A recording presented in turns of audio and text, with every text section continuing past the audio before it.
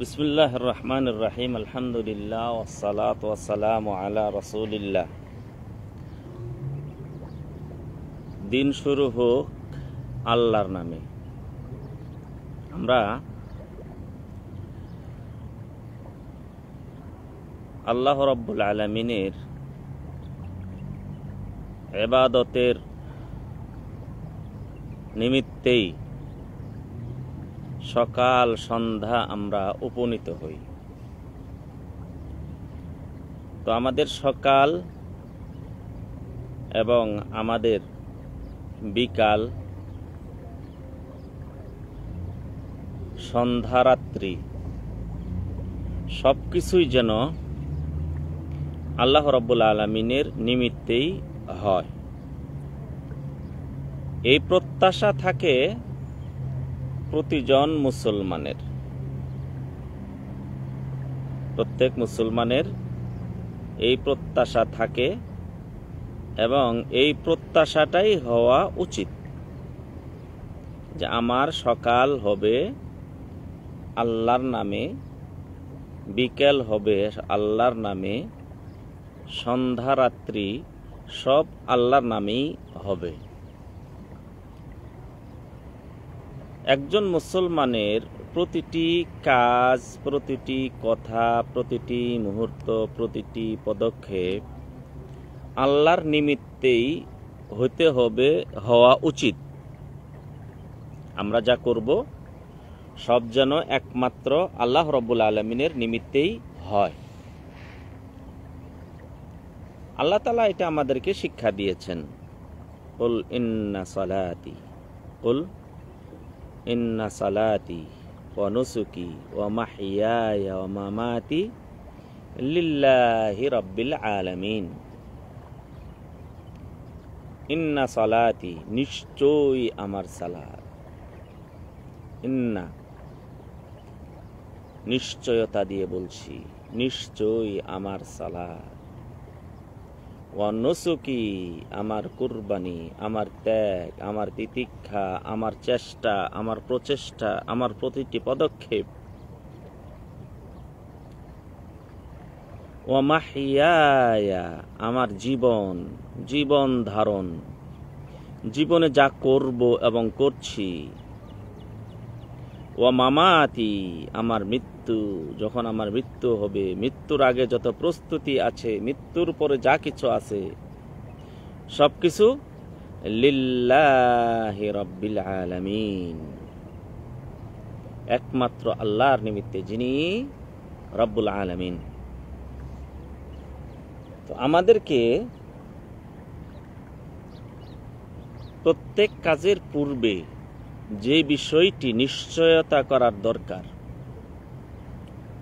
তা হলো এই কাজটি আমার আল্লাহর নিমিত্তে হলো কিনা, আল্লাহর জন্য হলো কিনা, আমার এই কাজটি একমাত্র আল্লাহর নিমিত্তে, আল্লাহর জন্য হলো কিনা, এটার নিশ্চয়তা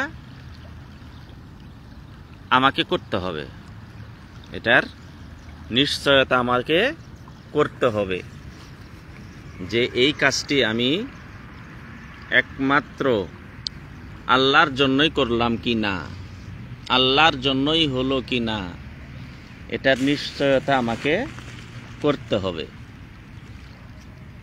কেননা আল্লাহ তাআলা আমাকে শিক্ষা দিয়েছেন আমার যা কিছু সব একমাত্র তার জন্যই করতে হবে, একমাত্র তার জন্যই করতে হবে। যদি হয় তাহলে আমার প্রতিটি মুহূর্ত, প্রতিটি ক্ষেত্র, প্রতিটি দিক আমাকে বিবেচনা করতে হবে যে আল্লাহর সন্তুষ্টির চিত্তে, আল্লাহর সন্তুষ্টির জন্য আমি সবকিছু করব। আমাকে যদি বিসর্জন দিতে হয়, একমাত্র আল্লাহর নিমিত্তেই আমি বিসর্জন দিব। আমাকে যদি ধারণ করতে হয় ধারণ করব আল্লাহর নিমিত্তে, আল্লাহর জন্যই, শুধু আল্লাহ রাব্বুল আলামিনের জন্যই আমি সব কিছু করতে রাজি। ইব্রাহিম আলাইহিস সালাতু ওয়াস সালাম যেমন করেছিলেন। ইব্রাহিম আলাইহিস সালাতু ওয়াস সালাম তিনি অগ্নিকুণ্ডে নিক্ষিপ্ত হলেন একমাত্র আল্লাহর জন্য। তিনি যখন তার স্ত্রী এবং সন্তানকে রেখে আসলেন যেখানে মানব শূন্য, মানবহীন জায়গা, যেখানে কোনো ফল ফলাদি নেই, কোনো বৃক্ষরাজি নেই, পানির কোনো ব্যবস্থা নেই, আল্লাহর সন্তুষ্টির জন্য তিনি হাজেরা আলাইহিস সালাম এবং ইসমাইল আলাইহিস সালাতু ওয়াস সালাম এই শিশুপুত্রকে রেখে যখন চলে আসছিলেন, তখন হাজেরা আলাইহিস সালাতু ওয়াস সালাম পিছে থেকে ডেকে বলেন, ইব্রাহিম তুমি আমাদেরকে কোথায় রেখে যাচ্ছ? উত্তর আসে না। আবার বললেন, এরপরে বললেন, আপনি কি আল্লাহর নির্দেশে রেখে যাচ্ছেন? ইব্রাহিম আলাইহিস সালাতু ওয়াস সালাম বললেন, হ্যাঁ।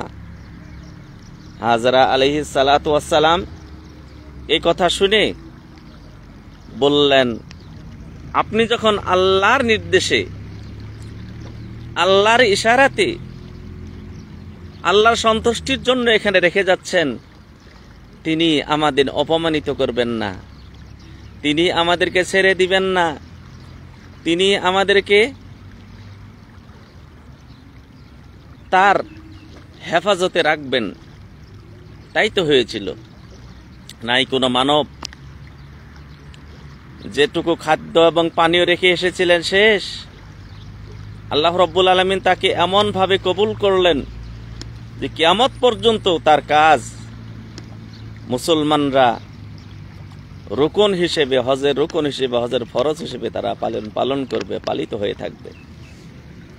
আপনিও যদি আল্লাহ রাব্বুল আলামিনের নিমিত্তে কোনো কিছু করতে পারেন, তাহলে আল্লাহ রাব্বুল আলামিন আপনাকেও সেইভাবেই কবুল করবেন, যেমনি ভাবে কবুল করেছিলেন ইব্রাহিম আলাইহিস সালাতু ওয়াস সালামকে, যেমনি ভাবে কবুল করেছিলেন হাজেরা আলাইহিস সালাতু ওয়াস সালামের সেই দৌড়ানিকে। তিনি যে দৌড়াচ্ছিলেন, একবার মারওয়াতে, একবার সাফাতে, আবার মারওয়াতে, আবার সাফাতে, আল্লাহ রাব্বুল আলামিন কবুল করেছেন সেটিকে হজের একটি রুকন বা হজের একটি ফরজ কার্যাবলীর ভিতরে একটি তিনি অন্তর্ভুক্ত করেছেন। আল্লাহু আকবার। তিনি ইসমাইল আলাইহিস সালাতু ওয়াস সালামকে রেখে আসলেন। সেই ইসমাইল আলাইহিস সালাতু ওয়াস সালাম বড় হলেন। এরপর ইব্রাহিম আলাইহিস সালাতু ওয়াস সালাম পুনরায় গিয়ে তিনি কাবা ঘর নির্মাণ করলেন, যা আল্লাহ রাব্বুল আলামিন আল কুরআনুল কারীমে ব্যক্ত করেছেন। যখন ইসমাইল আলাইহিস সালাতু ওয়াস সালাম, ইব্রাহিম আলাইহিস সালাতু ওয়াস সালাম সেই কাবা ঘরের ভিত্তির উপর তারা এই কাবা ঘরের ভিত্তির উপর সেই কাবা ঘরকে নির্মাণ করলেন। তারপরে তিনি দোয়া করলেন, হে আল্লাহ তুমি কবুল করো, হে আল্লাহ মানুষ যেন এখানে সারা বিশ্ব থেকে চলে আসে। আবার তিনি এটাও বলেছিলেন, এটাও তার মনে মনে এসেছিল, হে আল্লাহ এখন তো মানুষ নেই, মানব শূন্য এলাকায় কিভাবে হবে? আল্লাহ রাব্বুল আলামিন বললেন, তুমি আজান দাও, হজের জন্য তুমি আজান দাও, তোমার আজান দেওয়ার দায়িত্ব। এখানে যারা নেই, এখানে যারা আজান শুনবে না, তাদেরকে শ্রবণ করার দায়িত্ব আমার। আল্লাহু আকবার। ইব্রাহিম আলাইহিস সালাতু ওয়াস সালাম, ইসমাইল আলাইহিস সালাতু ওয়াস সালাম, হাজরা আলাইহিস সালাতু ওয়াস সালাম, তারা যে আল্লাহর নিমিত্তে কাজগুলো করেছিলেন, কিয়ামত পর্যন্ত আল্লাহ রাব্বুল আলামিন কবুল করেছেন। তাদের আদর্শ বাস্তবায়ন করা, তাদের সেই কার্যাবলী বাস্তবায়ন করা প্রতিটি মুসলমানের উপর একান্ত কর্তব্য হয়ে থাকবে কিয়ামত পর্যন্ত। তাই আপনি যদি আল্লাহর নিমিত্তে কাজ করেন, আল্লাহ রাব্বুল আলামিন সেটাকে কবুল করবেন এবং আপনার পরবর্তী প্রজন্মের জন্য সেটি আদর্শ হয়ে থাকবে। আপনি একটি মাদ্রাসা করুন আল্লাহকে সন্তুষ্ট করার জন্য, একটি মসজিদ নির্মাণ করুন আল্লাহকে সন্তুষ্টি করার জন্য। আপনি বাংলাদেশে আরাফাত দিবসের রোজা এটি পালিত কমই হয়ে থাকে, আপনি এই আদর্শটিকে প্রচলন করুন, এই সুন্নতটাকে আপনি পুনর্জীবিত করুন। দেখবেন আপনি একদিন থাকবেন না, কিন্তু সেই আদর্শ থেকে যাবে, সেই আদর্শ চলতেই থাকবে। আপনার এই সুন্নাত যে আপনি পুনর্জীবিত করলেন, এর উপর মানুষ চলতে থাকবে এবং এর সওয়াব আপনি কবরে শুয়ে শুয়েও পেতে থাকবেন। আমাদের দেশে মুহররমের আশুরা পালিত হয়, মুহররমের আশুরা পালিত হয়, কিন্তু সুন্নত অনুযায়ী নয়, সেটি হয় বেদাত অনুযায়ী। আপনি সুন্নত প্রচলিত করুন। সেই দিনে রাসূলুল্লাহ সাল্লাল্লাহু আলাইহি ওয়াসাল্লামের আদর্শ হলো রোজা রাখা। আল্লাহ নবী সাল্লাল্লাহু আলাইহি সাল্লামকে জিজ্ঞাসা করা হলো, ইয়া রাসূলুল্লাহ, আমরা যদি মুহররমের 10 তারিখে আশুরা রোজা রাখি তাহলে আমাদের লাভ কি হবে, আমরা কিভাবে উপকৃত হব? আল্লাহ নবী সাল্লাল্লাহু আলাইহি ওয়াসাল্লাম বললেন, আহতাসিবু আলাল্লাহি আই ইউকাফিরাস সানাতাল মাদিয়া। আল্লাহ রাব্বুল আলামিন নবী সাল্লাল্লাহু আলাইহি ওয়াসাল্লাম বলেন, আমি আল্লাহর কাছে আশা রাখি আল্লাহ রাব্বুল আলামিন এর মাধ্যমে বিগত 1 বৎসরের গুনাহ ক্ষমা করে দিবেন। তাহলে আপনি এই হাদিসটি প্রচার করুন, এই সুন্নাতটি প্রচার করুন, দেখবেন আপনি থাকবেন না, আপনার এই প্রচারিত আদর্শ, প্রচারিত সুন্নত থেকে যাবে। তাই আপনি যখন সকাল করবেন, সকালবেলা যখন উঠবেন, তখন আপনি দোয়াটা পাঠ করুন। ঘুম থেকে জাগ্রতর দোয়া পাঠ করে আপনি সকাল করুন, আল্লাহর নামে সকাল করলেন। পরিকল্পনাটা হোক, আজকের অঙ্গীকার হোক, সকালবেলা উঠেই আজকের সারা দিন আমি ভালোভাবে চলবো, আজকের সারা দিন আমি আল্লাহর পথে চলবো, আজকের সারা দিন আমি আল্লাহর নামে জেগেছি, আল্লাহর নামে ঘুম থেকে জাগ্রত হয়েছি, আল্লাহর নামে উঠেছি। আজকের সারা দিনের যত কাজ আমি করব সব যেন আমি আল্লাহর নিমিত্তেই করতে পারি, আমার দ্বারা যেন আল্লাহ রাব্বুল আলামিনের আদর্শের বিপরীত হয়, আল্লাহ রাব্বুল আলামিনের আদেশ পরিত্যাগ হয়, এমন কাজ যেন আমি যেন না করি। আপনার জন্যই তো আল্লাহ রাব্বুল আলামিন, আপনি যদি এভাবেই কাজগুলি করতে পারেন, আপনার জন্যই তো আল্লাহ রাব্বুল আলামিন বলেছেন, ইন্নাল্লাযীনা ক্বালু রাব্বুনাল্লাহ সুম্মা ইসতাকামু তাতানাজ্জালু আলাইহিমুল মালাইকা। আপনার জন্যই তো আল্লাহ রাব্বুল আলামিন এই ঘোষণা দিয়েছেন, যারা আল্লাহকে রব বলে মেনে নেবে, যারা বলবে ইন্নাল্লাযীনা ক্বালু রাব্বুনাল্লাহ, নিশ্চয়ই যারা বলবে আমার রব আল্লাহ, রাব্বুনাল্লাহ, আমার রব আল্লাহ, সুম্মা ইসতাকামু, এর উপরে সে অটুট থাকবে, এর উপরে সে অবিচল থাকবে। রবকে স্বীকৃতি দিয়ে তার জীবনের কর্ম, তার জীবনের যত কথা, তার জীবনের যত পরিকল্পনা, তার জীবনের যত কার্যক্রম, পদক্ষেপ, সবটি তার উপরেই হবে, এই লা ইলাহা ইল্লাল্লাহর উপরেই হবে। রাব্বুনাল্লাহ, এর উপরেই হবে তার জীবনের প্রতিটি কাজ, প্রতিটি মুহূর্ত, সকাল সন্ধ্যা রাত সবকিছু রাব্বুনাল্লাহর উপরে থাকবে। আমি খাদ্য গ্রহণ করছি, কিভাবে খাদ্য গ্রহণ করব? রাব্বুনাল্লাহ, আল্লাহ যেভাবে আমাকে শিক্ষা দিয়েছেন সেভাবেই করব। তার রাসূল আমাদেরকে, তিনি যে রাসূল প্রেরণ করেছেন, তার রাসূল আমাদের উপর যেভাবে শিক্ষা দিয়েছেন সেই আদর্শের উপরেই হবে। যদি এভাবে আপনি করতে পারেন, তাহলে মৃত্যুর সময় মানুষের যে আশঙ্কা থাকে যে আমি জান্নাত পাবো কি পাবো না, জাহান্নাম থেকে মুক্তি পাবো কি পাবো না, আমার সন্তানদের কি হবে, আল্লাহ রাব্বুল আলামিন